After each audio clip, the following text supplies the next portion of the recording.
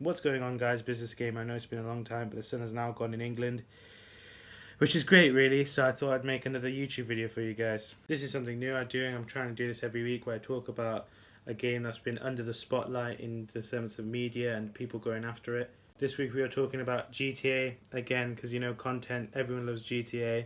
It's still relevant to this day, considering the game came out like 5 years ago.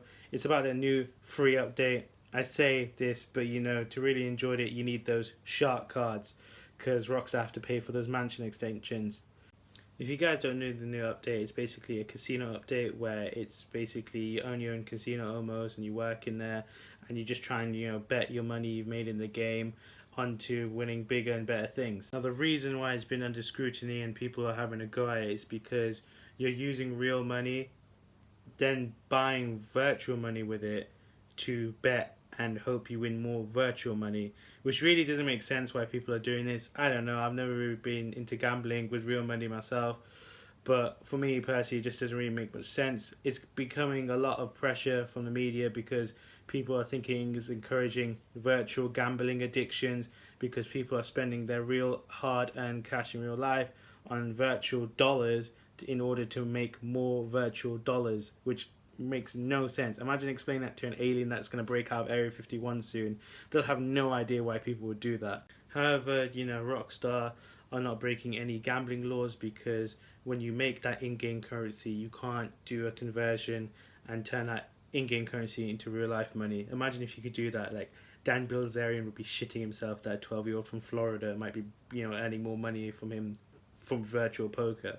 However, in certain countries, especially Belgium and Poland, they see this as they have really strict gambling laws, so this update can't take place in this country, meaning that if you are GTA player in those countries, unfortunately you can't get update to this casino addition to the game, meaning you're losing out on missions, cars and new weapons to the game, which really sucks, because that means you're not getting what the rest of the world is, like in Britain, hashtag benefit from Brexit, I suppose. But what matters is if the consumer or the fan base is taking to it. Are they liking this update? Is it resistant to change?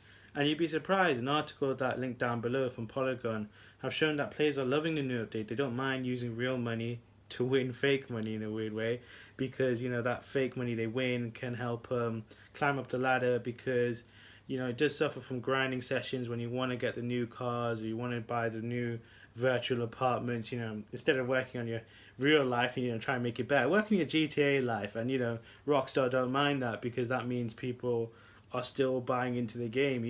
People are still buying shark cards in order to use in-game currency to try and have as much fun as they can. And if it's not harming anyone, I suppose Rockstar can argue that it's ethical revenue. We're making so much, we don't really mind. We're staying relevant, and that's the key theme here: relevancy for them, because they want to still be in there. They are still in the top 50 gaming charts virtually every month, which is crazy to me, because of the new updates they're adding. And people like the online additions to the game, and I don't think it's going to change. But like I said, this is just only temporary. It's only in the spotlight for I think another week or so until it moves on. It depends how much they're charging for their in-game currency with their shark cards. If it is, for example, I don't know, the 3 million for 30 British pounds, then that is pretty much a lot of money. So you'll have to see. I don't know how they do the unit figures. I don't know, because obviously £30 can't mean $30 in the game, otherwise that'd be unfair. So we'll have to see how they're doing it, how they're balancing it, and making sure that it's fair for everyone who goes onto a casino table, regardless if they're using money they've grinded on during missions and stuff like that, or use shark tanks on. But love to see what you guys think about it. See you next time on Business Gamer.